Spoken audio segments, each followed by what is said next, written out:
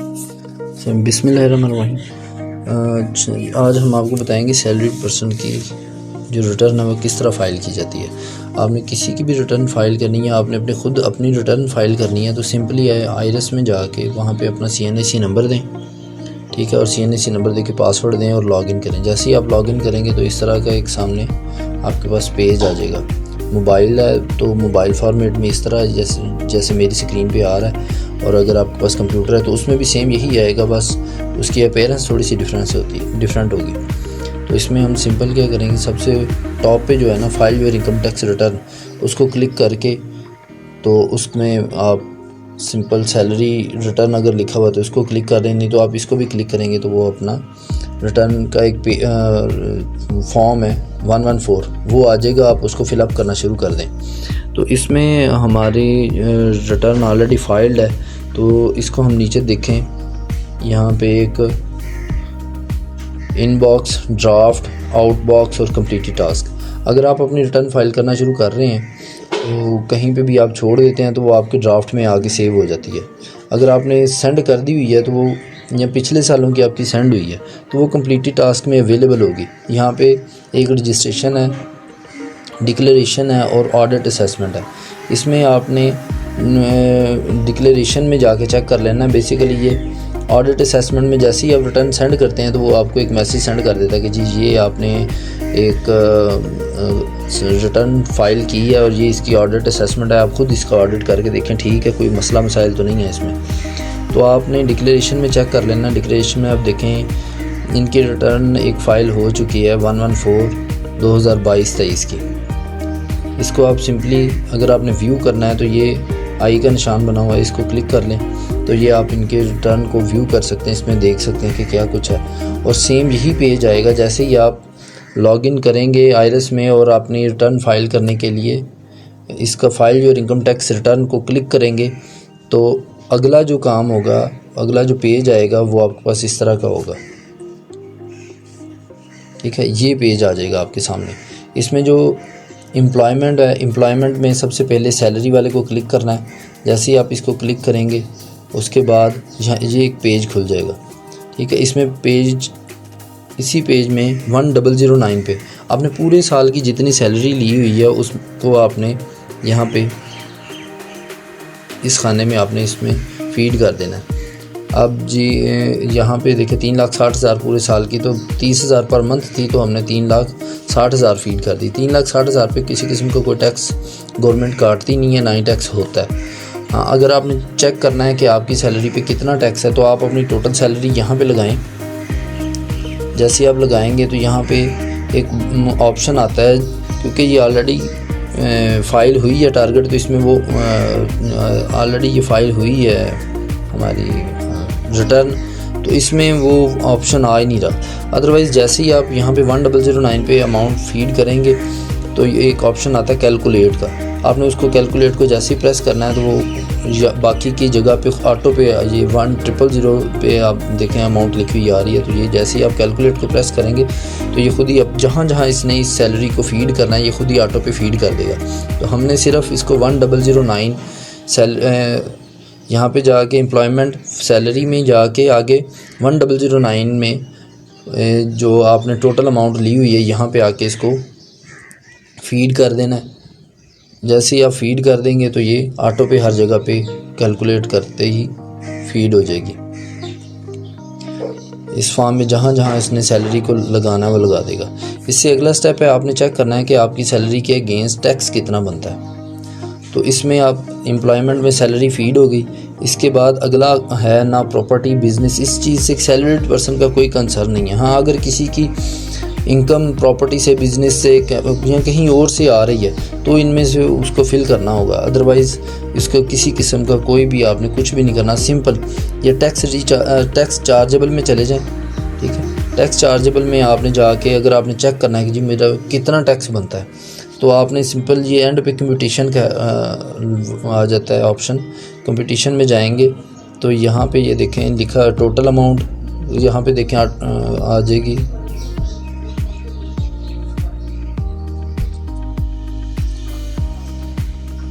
Total amount auto पे इधर भी आई हुई है, ठीक है। वही इनकम फ्रॉम सैलरी 3,60,000 इधर भी आ गया। फिर इसके अलावा यहाँ पे उसने यहाँ पे लिखा है जी code amount exempt from tax या subject to fixed public final tax. इस सेंटर में उसका टैक्स लिखा होगा आगे कहीं ना कहीं, जिस पे उसका टैक्स कितना बनता है। टोटल इनकम इसने 3,60,000 ड्रॉ करवाई है और टैक्स चार्जेबल अब देखें इसका कुछ भी नहीं है, 9200 टैक्स चार्जेबल 0 है। जैसे ही आप उधर अपनी सैलरी कोई ज़्यादा फीड करेंगे 12 लाख 13 लाख 15 लाख 20 लाख, तो यहाँ पे टैक्स चार्जेबल वो बता देगा कितना टैक्स बनता है। ठीक है, अगर आप जो तो होंगे गवर्नमेंट एम्प्लॉय, उनका ऑटो पे टैक्स कट जाता है, उनको किसी किस्म की टेंशन नहीं है। वो उन्होंने सिंपल यहाँ पे देखना है, अगर उनके पास कोई प्रूफ है कि इतना टैक्स कटा है तो वो वहाँ से देखेंगे। अगर नहीं है प्रूफ तो यहाँ से चेक कर सकते हैं कि भाई ये टैक्स चार्जेबल में कितना टैक्स आ रहा है। अच्छा, यहाँ पे फिर फर्दर चेक कर लेना है। आप इस पेज को अच्छी तरह देख लें, कोई हर चीज़ को पढ़ लें, बस इसमें आपने टैक्स की अमाउंट अपनी चेक कर लेनी है। अगर आपको 0 टैक्स है तो कोई मसला नहीं है, इससे आगे आपने कुछ नहीं करना। फिर हम नेक्स्ट पेज पे जाएंगे। अगर आपको कोई टैक्स शो हो रहा है तो आपने यहाँ पे सिंपल एडजस्टेबल टैक्स में जाके उस अमाउंट को यहाँ पे फीड कर देना जितना उसने उधर कंप्यूटेशन में शो किया है। या अगर आपको ऑलरेडी पता है कि भाई मेरी कितनी अमाउंट बनती है टैक्स की, तो ये देखें इनकी ऑलरेडी अमाउंट शो हो रही है, code tax collected oblique deducted. इनका ऑलरेडी जो पहले कोई एक्स्ट्रा टैक्स कटा हुआ था वो ऑलरेडी इनके एरियर में शो हो रहा है, जो गवर्नमेंट ने पे करना है, रिफ़ंड करना है इनको। तो वो क्योंकि क्लेम नहीं किया हुआ तो इसी तरह वो शो होता रहेगा जब तक वो क्लेम नहीं होगा। और अगर आपका कोई टैक्स आपका कटा हुआ है तो आपने 149, ये देखें सैलरी एम्प्लॉय 149, यहाँ पे आके आपने उसको इस खाने में अपना टैक्स फीड कर देना है कि जी मैंने जो अपना टैक्स कटवाया, चार्ज हुआ है जो मुझे टैक्स, यहाँ पे आपने उसको फीड कर देना है। फ़र्ज़ करें 5,000 है, 6,000 है, 4,000 है, जितना भी टैक्स आपका कटा है यहाँ जो कंप्यूटेशन में शो हो रहा है वो आपने इधर लिख देना है अगर आपने पे किया हुआ है। तो जिन्होंने पे नहीं किया तो वो जो अमाउंट वो शो कर रहा है तो उन्होंने वो गवर्नमेंट को जमा करवानी होगी। अगर आप यहाँ पे फीड कर देंगे वो फीड तो हो जाएगी, पर कल को वो पूछ सकते हैं कि भाई ये आपने टैक्स की अमाउंट जमा करवाई है कि नहीं करवाई। अगर पूछ लेते हैं तो फिर आपको ये जमा करवानी पड़ेगी। ठीक है, क्योंकि जो तो प्राइवेट मुलाजिम है वो उनका टैक्स जो है वो गवर्नमेंट नहीं काट सकती, तो वो अपनी सैलरी से खुद टैक्स देंगे यहाँ अगर फाइलर बनना है उन्होंने। तो इन्होंने भी एक ऑप्शन दिया टैक्स पे करने का ऑनलाइन, वो मैं बाद में आपको बताऊंगा। फ़िलहाल के लिए इतना ही कि अंडर सेक्शन 149 में आपने जो टैक्स पे कर दिया वो फीड कर देना। टैक्स फीड हो गया जब यहाँ पे एडजस्टेबल टैक्स में, तो आपने सिंपल इस टाइप को भी आपका काम ख़त्म हो गया। कंप्यूटेशन को मैंने बता दिया, आपको वो बताएगा कि आपका कितना टैक्स बनता है जो आपकी सैलरी से चार्जेबल है। तो उसमें अगर कोई आप इसी कंप्यूटेशन में ही वो बता देगा अगर आपके कोई एक्स्ट्रा मतलब अगर आपने टैक्स कम दिया है तो कोई बैलेंस भी शो कर रहा है उसका कि जी आपने टैक्स कम दिया है, इतना होना चाहिए, क्योंकि वो टोटल टैक्स आपका यहाँ पे शो कर देता है। तो अगर आपने उधर एडजस्टेबल टैक्स में कम लगाया है कि जी मैंने इतना पे किया है और बाकी का टैक्स वो फिर यहाँ पे शो कर देगा कि इतना टैक्स जो है आपका रिमेनिंग है कर रहा। तो जो आपने अमाउंट यहाँ पे देख लेनी है टैक्स की, वो सिंपल आपने एडजस्टेबल टैक्स में जाके उसको फीड कर देना है, तो आपका ये कंपटीशन का भी ख़त्म हो गया। उसके बाद आपने सिंपल आपकी जितनी भी सैलरी है, क्योंकि आपने रिटर्न में उसको जस्टिफाई करना होता है कि जी मेरी 10 लाख रुपया सैलरी है, इस पे मैंने 8 लाख रुपया खर्च लिया है, तो 2 लाख रुपये मेरी सेविंग है, टोटल 10 लाख बन गया। यानी आपकी जो इनफ्लो है वो अगर 10 लाख है, 12 लाख है, 20 लाख है, और आउटफ्लो आपकी अगर पूरी की पूरी है तो वो बैलेंस हो गई। ठीक है, तो अगर आपकी कोई ना कोई सेविंग है, बेहतर यही है कि आप कुछ ना कुछ सेविंग शो करें। हर इंसान कुछ ना कुछ सेविंग कर ही लेता है, तो आप कुछ ना कुछ अपनी सेविंग शो करेंगे। तो आप सेविंग शो करते रहेंगे तो वो आपके शो होती रहेगी कि जी इतना ये एनुअली सेव कर रहा है, तो उसमें कोई टेंशन नहीं है आपको। तो इसमें भी आपने यहाँ तक करके उसके अगला जो हमारा ऑप्शन आता है वो है आएगा ये देखिए फार्म में ऑप्शन बहुत सारे हैं, पर जो सैलरीड पर्सन है उसने सबसे पहले एक दफ़ा अपनी एम्प्लॉयमेंट में जाके सैलरी डाल दी, उसके बाद उसने अपना इसमें डाल दिया टैक्स चार्जेबल में चला गया। टैक्स चार्जेबल का काम जब उसका ख़त्म हुआ तो फिर आगे उसने वेल्थ स्टेटमेंट में जाना है। वेल्थ स्टेटमेंट में आगे 3 ऑप्शन है, पर्सनल एक्सपेंसेस हैं, पर्सनल एसेट्स लायबिलिटी और रिकॉन्सिलेशन ऑफ नेट एसेट्स। देखें इसमें पर्सनल एक्सपेंसेस में आपने अपनी सैलरी में से जितना भी खर्चा किया है वो आपने एक्सपेंसेस इसमें फीड कर देने हैं। जैसे कि ये देखें हम पर्सनल एक्सपेंसेस को प्रेस करते हैं तो ये आगे आके फर्दर एक पेज ओपन हो जाता है। इसमें आपने रेंट की अमाउंट पूरे साल में अगर आप रेंट पे रह रहे हैं तो कितनी अमाउंट दी है वो लिख दें, ठीक है। इसके अलावा आपके पास कोई गाड़ी है उस पर कितने खर्चा हो रहा है वो लिख दें। बेसिकली आपने अपने 10 लाख 20 लाख या इन्होंने 3 लाख 3.5 लाख लिखा है तो जितनी भी अमाउंट आपकी सैलरी की है उसको जस्टिफाई करना है। यहाँ पे जितने आपके अखराजात हैं, जितने आपने ख़र्चा किया हुआ है, आपने बिजली का बिल कितना दिया है, आपने पानी पे अगर कोई बिल आ रहा है, गैस का जो बिल है वो कितना दे चुके हैं आप, ठीक है। टेलीफोन पे आपका पर्सनल कितना खर्चा हो रहा है वो लिख दें, ठीक है। मेडिकल पे आपका कितना खर्चा हो रहा है, एजुकेशन पे बच्चों की एजुकेशन पे कितना खर्चा हो रहा है, फंक्शंस और गैदरिंग पे कितना खर्चा हो रहा है, ठीक है। और आप इन सारे अखराजात को और फिर आपके घर में राशन और इस तरह के बाकी कितना खर्चा हो रहा है ये देखिए 2,40,000 इसमें हमने लिख दिया। तो ये लिख के आपका जैसे ही आप कैलकुलेटर दबाएंगे तो टोटल आपका जो एक्सपेंडिचर होगा एक्सपेंसेस का यहाँ पे लिखा आ जाएगा पर्सनल एक्सपेंसेस में ऑटो पे। जितना भी आपने वहाँ लिखा वो खुद ही इसको ऐड करके यहाँ पे लिख देगा। अब ये इनकी सैलरी है 3,60,000 और 3 लाख रुपए के एक्सपेंसेस है और 60,000 इनकी सेविंग है। तो ये सेविंग भी हमने कहीं ना कहीं शो करनी है। यहाँ तक आपको समझ आ गई है कि जी पर्सनल एक्सपेंसेस हमने यहाँ पे फीड करने हैं, आपने अपनी सैलरी के हिसाब से फीड कर देने हैं। इसमें कोई टेंशन नहीं है कि जी कितने मैं फ़ीड करूँ, कहाँ पर कितने फ़ीड करूँ, नहीं मैंने तो फंक्शंस पे इतने खर्चे किए, कोई टेंशन नहीं है इसमें। आपने रफ़ एस्टिमेट में देखना है कि यार मैं बिजली का बिल मेरा कितना मंथली आता है उसको मल्टीप्लाई 12 करें। इसी तरह गैस का बिल मेरा मंथली कितना आ रहा था उसे मल्टीप्लाई 12 करें। राउंड फिगर्स यहाँ पे फीड करते जाएं। फंक्शन गैदरिंग में आपने अगर आपने सारी की सारी अमाउंट भी आपने जी 10 का 10 लाख मैं तो सेव कर ही नहीं सकता कुछ भी, तो आपने इसी अमाउंट को अगर आप ये सारे झंझट नहीं करना चाहते आप सिंपली अपने other personal house hold expenses में सारी की सारी अमाउंट डाल दें कि यार ये मेरे सारा खर्चा हो गया, घर में खर्चा हो गया, ठीक है। आप ना जस्टिफाई करें सारा, पर बेहतर यही कि आप छोटे छोटे अखराजात ऊपर छोटे छोटे करके लिख दें, कोई मसला नहीं है इसमें। 5 मिनट लगते हैं इसको सारे को। तो ये टोटल आप एक्सपेंडिचर लिख दें यहाँ पे जितनी भी सेविंग है, बाकी फिर उसको आपने जस्टिफाई करना है कि ये तो मेरे पर्सनल एक्सपेंसेस हो गए, ठीक है।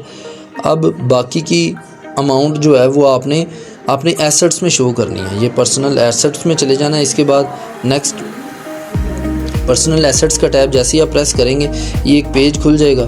यहाँ पे आपने अपने एसेट्स शो करने हैं कि मेरे पास क्या कुछ है। तो ये देखें यहाँ पे हमने 8 लाख रुपए का प्लॉट शो किया है, ठीक है। तो आपके पास अगर कोई प्लॉट है तो बेहतर है वो आप यहाँ पे शो कर दें। इनकी ऑलरेडी पिछले साल की जो इनकम जो थी सेविंग थी वो 9 लाख रुपया थी, इस साल की 60,000 है, तो वो सारी यहाँ पे डिस्ट्रीब्यूट की हुई है हमने पर्सनल एसेट्स में।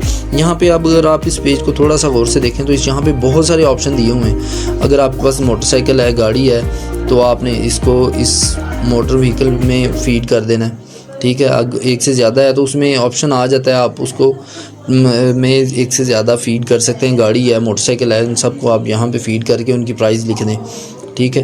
प्रीशियस पोजेशन, इसमें अगर आपके पास कोई चीज़ है, गोल्ड है, तो वहाँ पे लिख दें, यहाँ पे लिख दें आप। पर्सनल आइटम्स में कुछ भी है जी, पर्सनल आइटम्स में आप अपने घर की कोई भी आइटम्स क्या हाउस होल्ड आइटम्स भी लिख सकते हैं। पर्सनल आइटम्स में आप अपनी कीमती घड़ी लिख सकते हैं, मतलब लिखें कुछ भी ना, उसकी प्राइस लिख दें।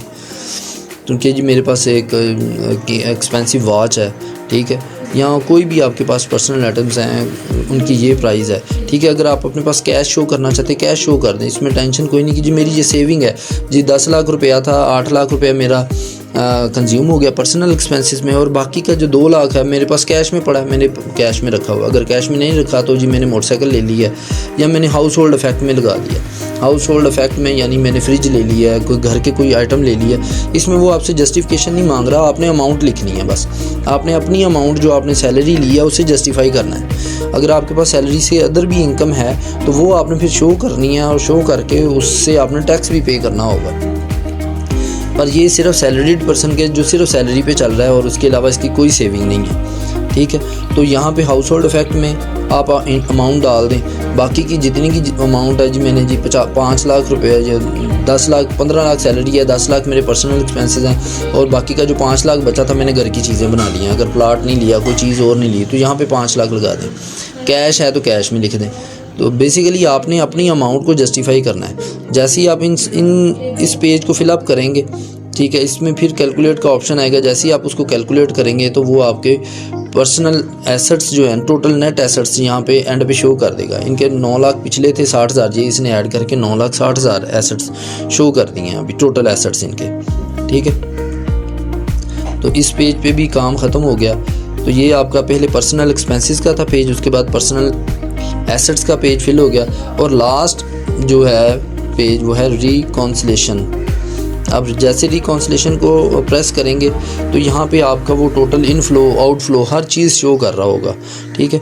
यहाँ पे जो एक छोटा सा हो जाता है वो ये है कि ये जो आपकी ने टोटल सैलरी ली है ना, इनफ्लो, वो यहाँ पे भी आपने फीड करनी है। तो अगर आप नहीं फीड करते तो ये आपकी अनरिकॉन्सिल्ड अमाउंट में आता रहता है। जैसे कि यहाँ पे देखें, आउटफ्लो 3 लाख है जो आपने पर्सनल एक्सपेंसेस शो किए थे 3 लाख के, ठीक है। और इसमें देखें इनफ्लो 3,60,000 है, और इंक्रीज इन डिक्रीज एसेट्स जो है वो 60,000। तो ये जस्टिफाई हो गया, इनफ्लो और आउटफ्लो। 3 लाख सेविंग, 60,000 इंक्रीज़ हो गया इनके एसेट्स में, और 3,60,000 टोटल सैलरी थी, 3,60,000 इनफ्लो हुआ, 3,60,000 का आउटफ्लो हो गया। तो ये बैलेंस हो गया, जिसकी वजह से आपकी यहाँ पे एंड पे लिखा आता है अनरिकॉन्सिल्ड अमाउंट, ये वाली, ये ज़ीरो हो गई। ये ज़ीरो होनी चाहिए आपकी, ये आपने इसको ज़ीरो रखना है। जैसे ये ज़ीरो हो गई, आप समझे आपकी रिटर्न बिल्कुल ओके हो गई है, फाइल हो गई है, ठीक है। तो ये अगर यहाँ पे आप लेट बी सपोज 60,000 आपने जो सेविंग शो की थी, अगर आप वो नहीं करते, आगे एसेट्स में शो नहीं करते, तो वो 60,000 यहाँ पे माइनस में शो हो जाएगा, या प्लस में किसी भी अमाउंट में वो शो हो जाता है कि आपकी ये अमाउंट यहाँ पे है। तो उसको आपने फिर पर्सनल एसेट्स में जाके उसके कैश इन हैंड या जिसमें भी शो कर देना है, तो ये 0 हो जाएगा। अगर आपने ये, हाँ, यहाँ पे अभी एक आपको बताना था कि 3,60,000 या जितनी भी आपकी सैलरी है वो यहाँ पे भी आपने शो करनी है इनफ्लो में। तो फिर अदरवाइज़ वो इस सारी अमाउंट को भी अनरिकॉन्सिल्ड अमाउंट में शो करता रहेगा। तो यहाँ पे एक आएगा income subject to salary, income declared as per return for the year subject to normal tax. यहाँ पे आपने वो इस इनकम को दोबारा से फीड करना है। जैसे ही आप इस अमाउंट को यहाँ पे फीड करेंगे, अच्छा इनकी ये लिखी गई है income attribute declared return for the year subject to, हाँ सॉरी, ये यहाँ पे फीड करना है आपने। वैसे नॉर्मल टैक्स में भी लिखे दें, कोई नहीं है। यहाँ पे income attribute to receipt etcetera declared as per return for the year subject final tax, यहाँ 7033 पे आप फीड कर दें या नॉर्मल टैक्स में फीड कर दें, तो ये आपकी अमाउंट यहाँ पे इनफ्लो में आ जाएगी, 3,60,000 यहाँ पे शो हो जाएगी। तो जैसे ये यहाँ पे शो होगी तो आपके इनफ्लो और आउटफ्लो दोनों बैलेंस हो जाएंगे। तो उसको भी कैलकुलेट आपने करना है। तो अनरिकॉन्सिल्ड बेसिक मकसद आपका अनरिकॉन्सिल्ड अमाउंट को ज़ीरो शो करना है। जैसे ये ज़ीरो शो होगी आपकी रिटर्न फाइनल हो गई है, ठीक है। इसको जैसे ही आपने इधर भी आपने अपनी सैलरी की अमाउंट यहाँ इस पेज पे भी शो करनी है, ठीक है। इनकम एट्रीब्यूट टू रिसेप्ट यहाँ पे फीड कर दें, या income subject to normal tax, इन दोनों में से किसी भी एक जो है खाने में आप फिल कर दें अपनी अमाउंट और कैलकुलेट दबा दें, तो आपकी ये इनफ्लो में आ जाएगी। तो ये आपकी इस तरह जस्टिफाई हो जाएगी। ये अभी इनके नेट एसेट्स 9,60,000 हैं, प्रीवियस जो इन्होंने पहले शो किए हुए थे 9 लाख के थे। तो टोटल अब इस साल का जो सेविंग थी वो 60,000 है, इनफ्लो 3,60,000 का है, 3 लाख रुपए के इनके एक्सपेंसेस हैं जो कि आपके आउटफ्लो में शो हो रहे हैं, ठीक है। और ओवरऑल अनरिकॉन्सिल्ड अमाउंट आपकी ज़ीरो। तो ये जैसे ज़ीरो हो गई तो ये अभी हमारी रिटर्न फाइनल हो गई है। जैसे ये फाइनल हो जाए इसके बाद यहाँ पे एक ऑप्शन आता है सबमिट का, क्योंकि ये रिटर्न मैंने आपको पहले बताया कि ये वाली रिटर्न जो है ये ऑलरेडी हम सबमिट कर चुके हैं। तो यहाँ पे ऊपर एक ऑप्शन आ जाएगा सबमिट का, तो आपने सबमिट से पहले इसको सेव कर लेना। जैसे सेव, वो खुद ऑप्शन देगा कि जी सेव कर लें, पहले उसे सेव कर लेना। सेव करने के बाद वो आप उसको सबमिट का बटन प्रेस करेंगे तो एक पिन मांगेगा, 4 डिजिट की पिन जो आपने बनाई होगी इनिशियली। जैसे ही आप लॉगिन करते हैं, यहाँ अपने आप को रजिस्टर करते हैं, रजिस्टर करने के बाद अपना CNIC नंबर देके पासवर्ड अपना डिसाइड करते हैं, तो वो 4 पिन आपसे 4 डिजिट की पिन भी डिसाइड करवाता है एक। तो वो पिन जो है वो आपने जब भी रिटर्न फाइल करके एंड करना है, फाइल करनी है, फाइनल करनी है, तो वहाँ पे आपने उसको पिन को दे देना है। और जैसे ही आप वो पिन लगा के सबमिट दबाएंगे तो वो आपकी रिटर्न सबमिट हो जाएगी। तो ये टोटल आपका रिटर्न का प्रोसीजर था। अगर आपने अपनी रिटर्न को देखना है कि जो मैंने फ़िल किया है इसमें क्या कुछ है और उसे सेव करना है, तो ये प्रिंट का ऑप्शन है, इसे आप प्रेस करेंगे तो वो PDF फॉर्मेट में आपके पास एक जो आपने रखा हुआ है सेव, कहीं पे भी आपने PC को डेस्टिनेशन दी है सेव करने की, तो वो वहाँ पे सेव हो जाएगा। तो यही था आज का कि रिटर्न किस तरह प्रोसेस करना है, सारा रिटर्न फीड से करनी है सैलरीड पर्सन ने। तो ये बहुत इजी है। ये प्रोसीजर देखने में थोड़ा लेंथी है, पर ये जब आप करेंगे तो बहुत इजी है। ओके, अल्लाह हाफिज़। Any questions or query ... type in comment box.